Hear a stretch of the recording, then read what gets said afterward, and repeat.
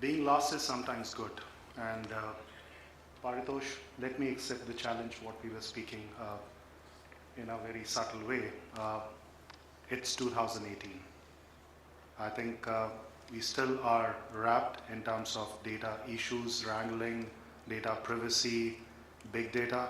The fact is, there is a lot of sophistication happening today in analytics, data science, AI, and progressive companies are doing everything to make what I say, not AI first, but human first.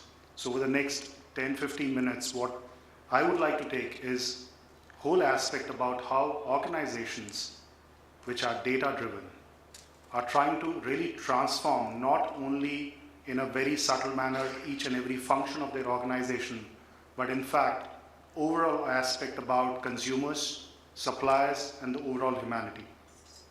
The fact today, I think when we talk about data-driven organization, there is one paraphrasing I would like to do.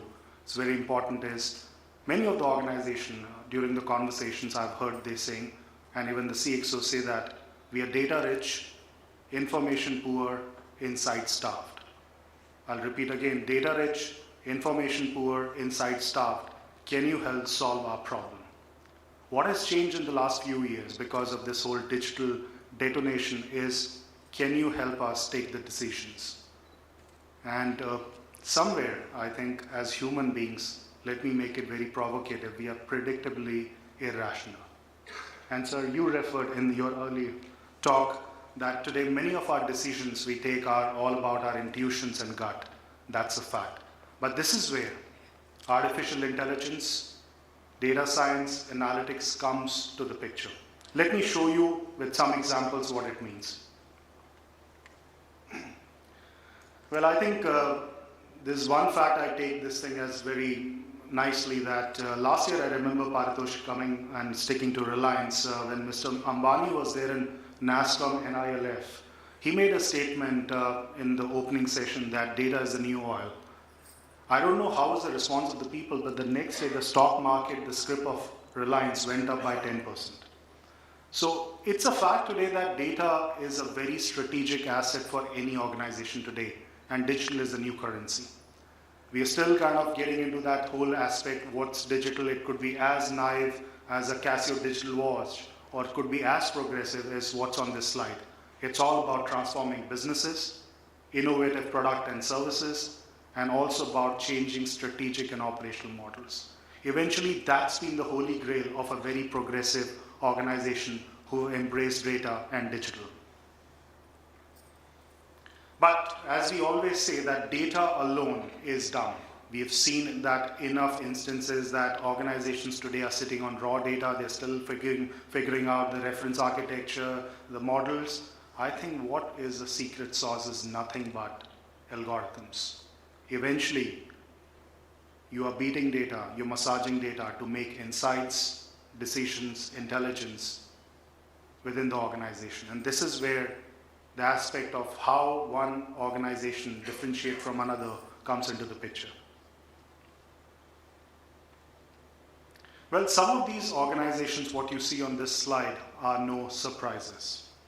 I think beyond, as we say, asset-light digital organization, eventually each one of these organizations, while they are outpacing the competitive growth within their segments, is an IP patented algorithm which is running for them. That's the fact today. Organizations today are nothing but, as the management guru Ram Charan says, the math houses. Eventually, that's what is happening today in the boardrooms, that there used to be a phase where the board members used to take decisions based on the P&L, the whole aspect about the financial prudence, discipline of the organizations. Today, algorithms are attempting to take those decisions. And we are not far when we say that at some level, we are all at the cusp of algorithm economy. And this is where, Paritosh, my challenge starts in terms of saying, look, it's already happening today. Think of the scenario as we trade scripts, stocks on a stock exchange. Algorithm economy takes into factors millions of algorithms by niche, boutique, startups, large players, solving a business problem. Could be a supply chain, could be a talent acquisition, could be a customer kind of a churn problem. You go to that stock exchange or a marketplace of algorithm, buy that IP patented algorithm, run it, test it, make it a kind of a champion challenger model within your organization, and there you go. That scenario is not far off, because eventually these algorithms are just gonna make decisions very, very simpler within the organization. And this is where we say that somewhere in the boardrooms, somewhere within the organization, Mr. Algorithm will sit taking decisions on behalf of us, on behalf of the organization. But somewhere, for the naysayers, skeptics, there's always that feeling, look, will it displace jobs? Will it result into a lot of productivity issues? I don't think so. And let me give an example what it means.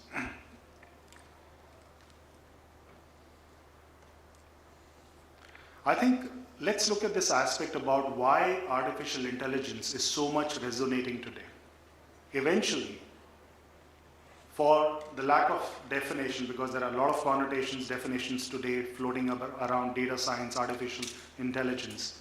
The simpler definition is one, it's a sophistication of analytics. And me and Paritosh were just discussing that, look, analytics has been there in some shape or form from last 15, 18 years. Today, artificial intelligence in the holiest form is all about mimicking the human brain. The ability to act, perceive, act, and think is all about artificial intelligence. And that's where sophistication in image, voice, text, and video is resulting into organization embracing those aspects and saying, this is where we would like to be as part of the data-driven organization is concerned. Let me give you some examples now, very topical, very kind of contemporary example, how data-driven organizations are using algorithms for the betterment in terms of decision making. This is one slide which is something I usually pick up to say that, look,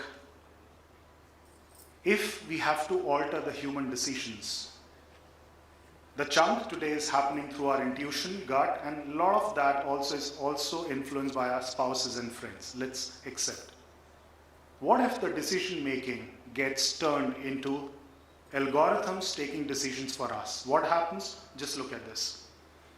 This is what we say that a trifecta of better decision making comes into the picture. We are talking about augmented intelligence. We are talking about incorporating what we say human behavior, which is a very often neglected but very, very contemporary piece today. And it's also getting very much optics because of Dr. Richard Thaler winning the Nobel Prize in terms of the nudge theory, what he propagated. And there is one aspect of about how do we automate and learn. And automation is not about anything but realignment of human and machine. I'll come to the first aspect. Let's look at this slide. Two examples. I'll take both of them very quickly. On the left is the earnings call. Facebook, Mark Zuckerberg on the stage. He's in a different mode today in terms of the Cambridge Analytica, Facebook, ruckus, what everyone is aware. But what's happening today when we talk about data-driven organization?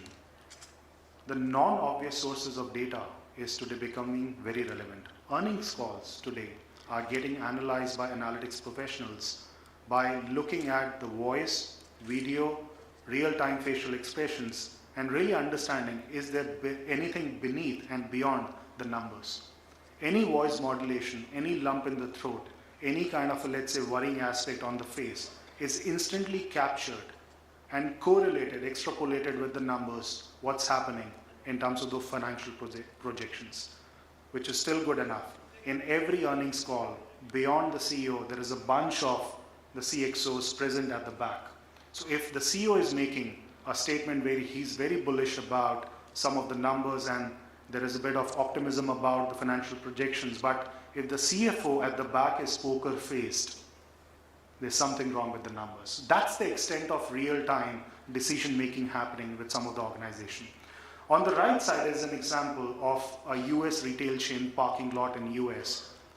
Well, this is not just to kind of look at the weather conditions or the forecast. It's about predicting the expected footfall and extrapolating in terms of what could be the next quarter earnings for that retail chain. This is where I think the data sources, non-obvious, what we say, dark data, is trying to make those differences. Other example, and this is something many of you would have seen or heard. The gentleman on the right side, Saqib Sheikh, is from Pakistan. From age of 7, he's visually disabled. He can't see. He moved to US few years later and he's working with Microsoft. Microsoft and Saqib took an assignment where they said, look, let's make your life interesting.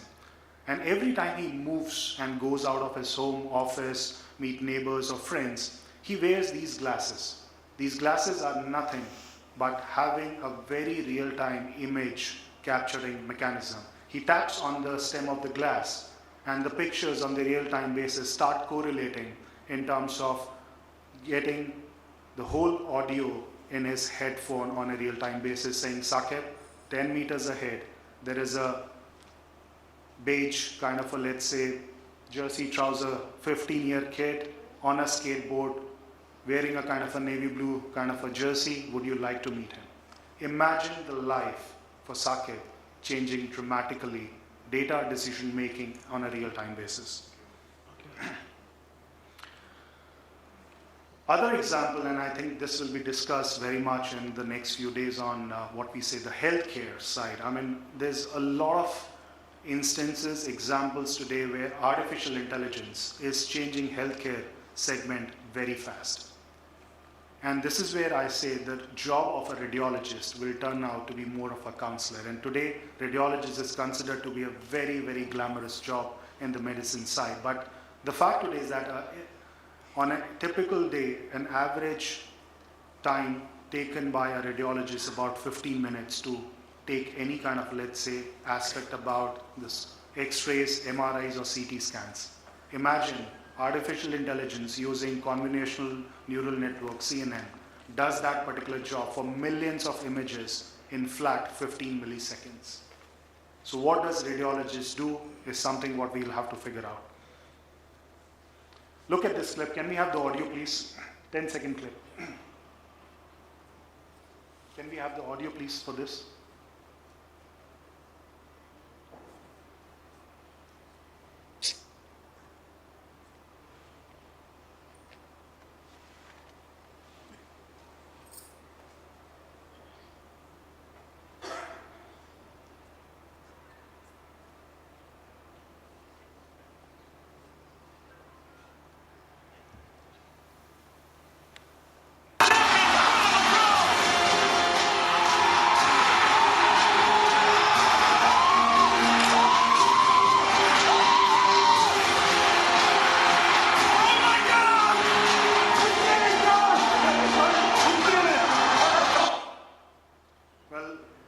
Many of you couldn't see that clip, but summation of this is a final match of a Super Bowl in US.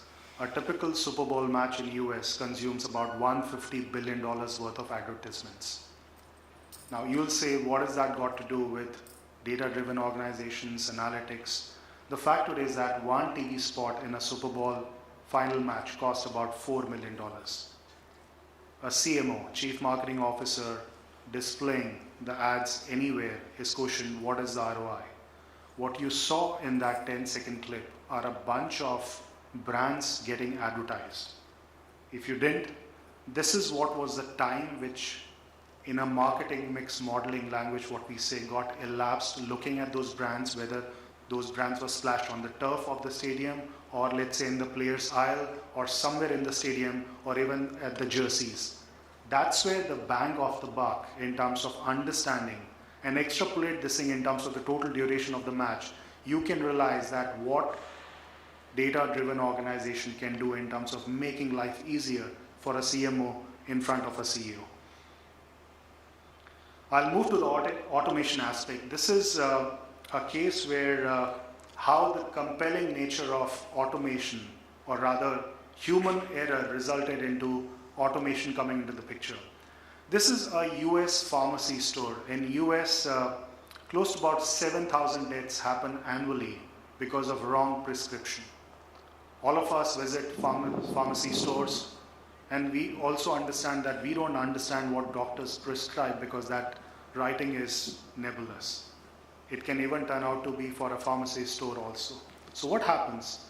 Basis the whole algorithm set for that particular patient. This machine works in terms of giving the right medicines, right prescription, going into the right counters, taking not only the current prescription but analyzing the historical symptoms, elements of that patient and coming out with those prescriptions at 99.9% accuracy. And let's not forget, in US, which is still prevalent in India, any death happening because of wrong prescription goes into a big lawsuit. So this is where automation comes into the picture. The other example is that now this something good for the HR, I'll take this case viewpoint is, this is a large e-commerce store, as in it's a kind of a floor, logistic floor, 24/7, 365 days. At any given point of time, shipments work in a mode how people and humans and the workforce move over there. Now for anyone related out here, they'll say, okay, there are cameras over there, tens and thousands of cameras, and what are they doing? Capturing any infringement, any kind of, let's say, trespassing, security issues, that's fine. But the cameras are going beyond where HR heads are sitting and looking at what point of time, because of the facial expressions, the spot of what needs to be given. What is the fatigue level at any given point of time across that shop floor, and how we can incentivize that workforce. This is where decision-making aspects in terms of data getting captured and getting more non-obvious from different sources acts as, I would say, catalyst for decision-making. I'll skip this example. This is about distracted driving, but I'll move to something which is very interesting today.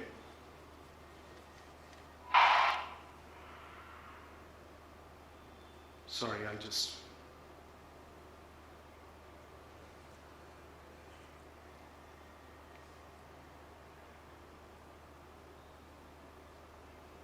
Let me talk about the third trifactor in terms of decision making. Okay, sorry.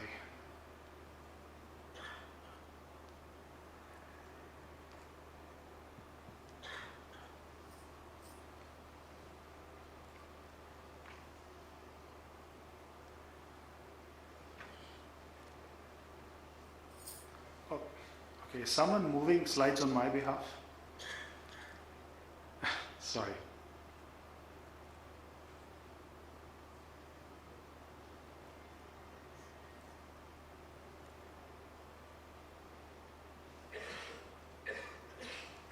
Okay, there you go.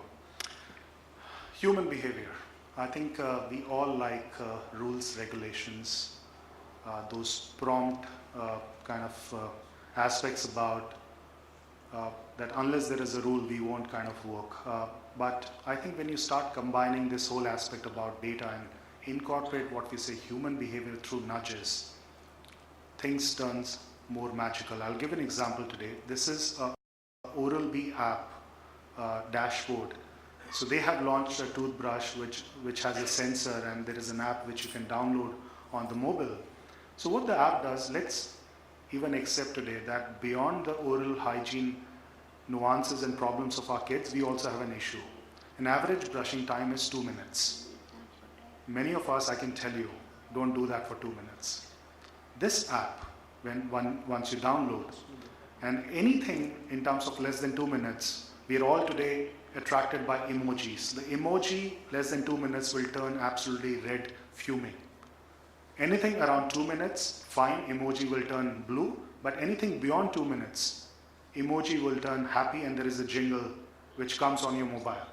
An example where just by nudge, you get to change your habits which are often neglected.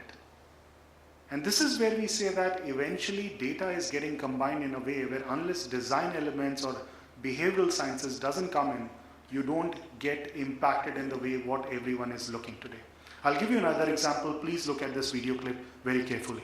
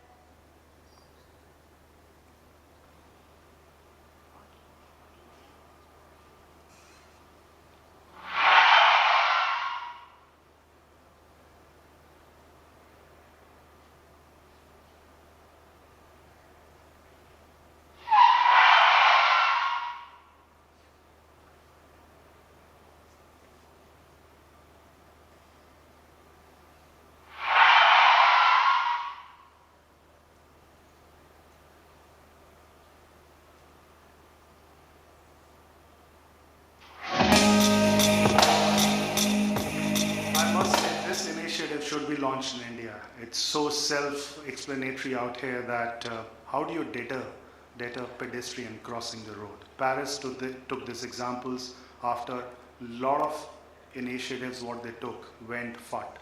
And then they realized, look, somewhere they need to analyze the data at the junctions where this is so recurring phenomena and use behavioral science aspects. And this is where the aspect becomes very clear that today the whole aspect for us is crossing the road, we don't care. But the death, when impression, when it gets captured, gives you a real-time aspect that, look, this is what can happen if we ignore. And this is where we say that eventually, it's all about, when we talk about data-driven decisions, how do you augment the intelligence? We are all talking about today learning, unlearning, and relearning aspect. That's truth today. The second aspect is that never send a human to do a machine job. Humans are meant for doing something productive.